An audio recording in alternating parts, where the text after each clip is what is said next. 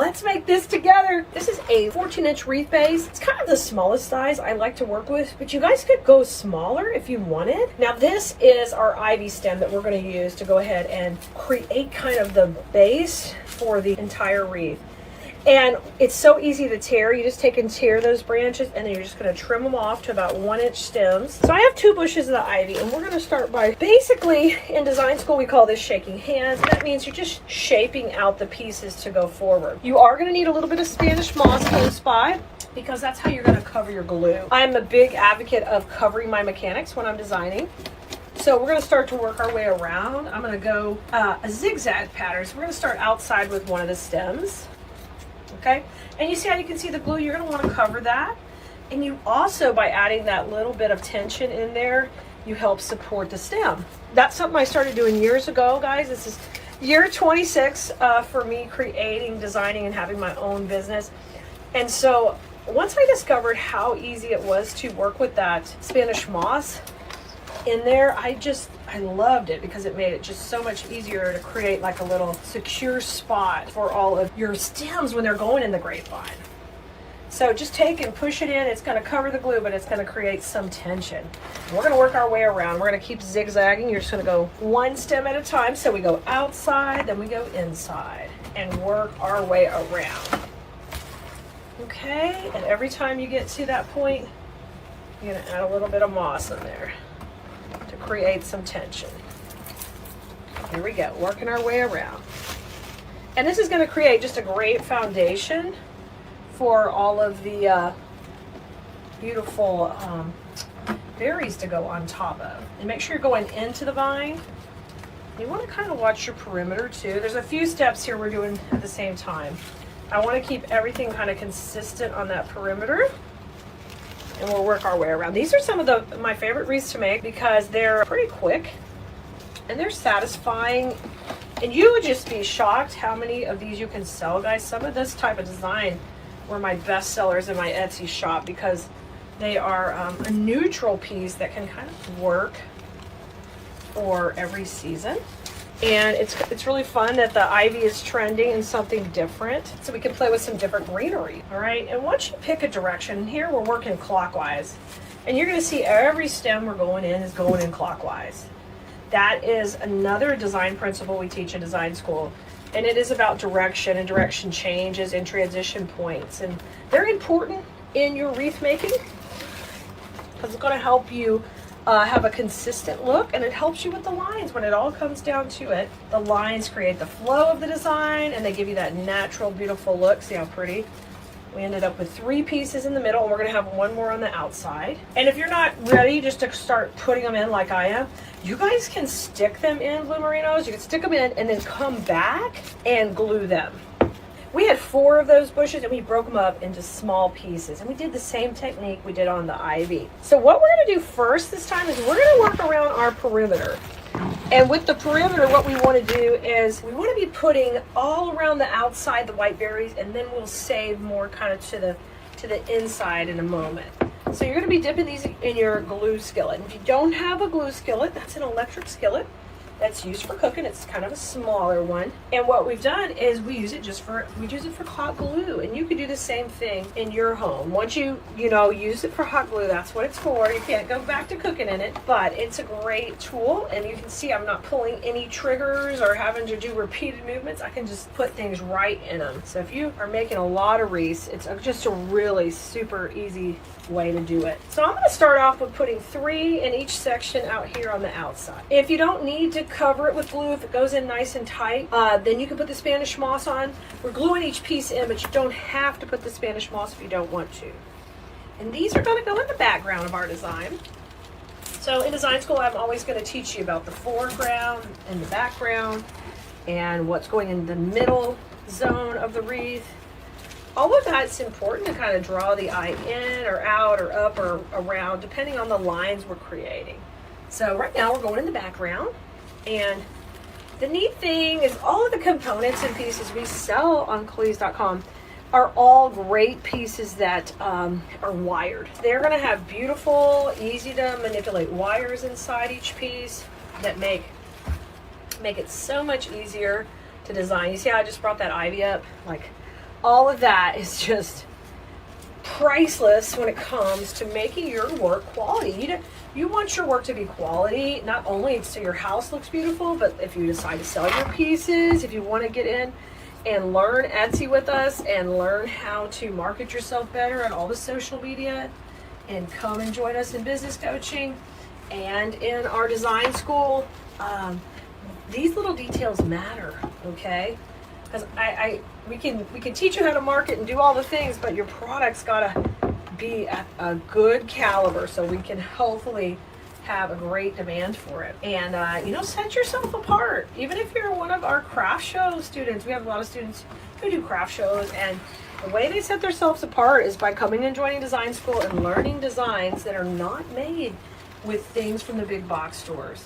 So when they set up their booth and their competition is right next to them, they're smoking them because it's not the same look, it's not the same thing. And people want to have beautiful homes, but not everybody wants to look cookie cutter and be exactly the same. So think about that when you're producing your designs. So I'm working out here to the outside. I'm going around right here. I'm working between. I'm trying to put 3 pieces of the berry in between each piece of ivy, the way we have it spaced. If I can, if it looks right.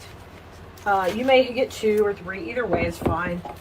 You can always also, till you feel comfortable, remember, you can take and just totally lay it out and then come back and glue. Remember, I've got a 26-year head start on you. So I'm going to be able to glue it in right as we're rocking and rolling, okay? Now I'm just turning some of these leaves forward and kind of looking at my spacing. So we did the perimeter. Now I'm ready to come to the inside. And you can see how I'm moving everybody up. They were flat when we started. Now everybody's moving up and they're reaching out and they have this dimension. And you're going to see, you might have already seen on the finished images of this wreath, that's important and it really matters. Now I'm going to put 2 in the middle, they're going to be placed in the middle, but they're going to kind of go to this middle zone, okay? And when I say 2, I'm going to try to put 2 between each piece of greenery. But let's just start with 1, okay? Let's just start with 1 behind each greenery right here, because you got to get to a spot where it can sit in the grapevine too. We're going to just start with 1 in each section. Then I'm going to come back and start to put more than 1, okay? So right now we're kind of working in the middle. And I am going kind of manipulate that grapevine. Get in there with your finger. Separate it if you need to, like I needed to get in there. Just keep working. You notice I just keep spinning the wreath.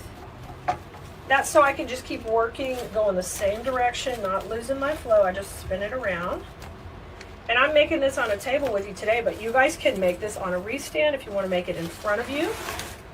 That I always like doing too. Okay, there's 1 piece between every one, but you can already see we're going to need some more in here on this side. So we're going to work our way for another round around. Round and round and round we go. Okay, and lay that ivy right on top of it and just manipulate the leaves. Let's put 1 back here. So I'm getting a little thicker. So this is when you're going to start to try to even it out a little. We've been fairly precise, but not too much. We're still just kind of free forming. So it doesn't look like it's machine made. It looks like it's handmade. Like someone took time. There's some art and design in here when they put it together. Okay, see how I'm working? I really feel like I need a little more ivy over here. And remember, we saved those pieces from earlier. And if you hadn't done that yet, you can go steal some pieces from some of the longer pieces and just make your own little cluster. I'm taking those 3 pieces, we're clustering them together, we're gonna get them with a little glue, and I'm gonna go right in here. And we're gonna put this little bit of ivy right in here, perfect. And that'll break up those berries a little, nice, perfect. All right, now we've got about 6 or 8 pieces left, and I want you to work those right in the middle now. We work the inside, we work the outside. Now start going through and get right in the middle. And remember, if you can see the glue, you gotta grab that moss. See, there's a little hole right here. We're going to go in it. And you don't have to be like precise per se, guys, because you don't mind if some of the grapevine shows. That in this design, it's a natural, fun look. So we're going to work all the way around. down until we feel like we've got no big gaping holes. None of our glue is showing. We got this beautiful movement. You see all that? That's gonna move when a little breeze hits the front door. That's so refreshing. And this look can stay on a door really all year long. There's some people who don't do anything seasonal, and this will work great for them. And then for others, they just want something up, you know, right after holidays. They want to be able to switch them out, and this is just a great solution for that. I've got about 3 more pieces. Just kind of going in these little holes. Just keep spinning it around. And the main thing here is, you see, once we chose that clockwise direction, we stayed with it. We did not vary off that, because that would look so confusing with all these wispy pieces. It would look like a wild, you know, wild reeds that haven't really blown with the wind. They've kind of gone all the directions. Oh my gosh, y'all, this is turning out so gorgeous. So gorgeous. I love it. It's so full. That makes it so fun. So we used 4 of these bushes. We have the whole supply list for you on Keleas.com.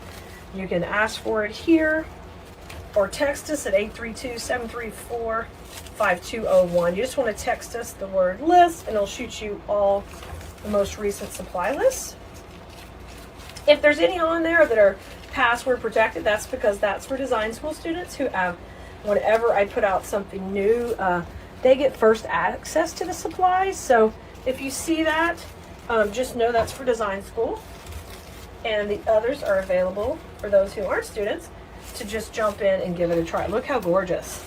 Way to dress up like this beautiful design we've made and make it look a little bit different is to add a bow.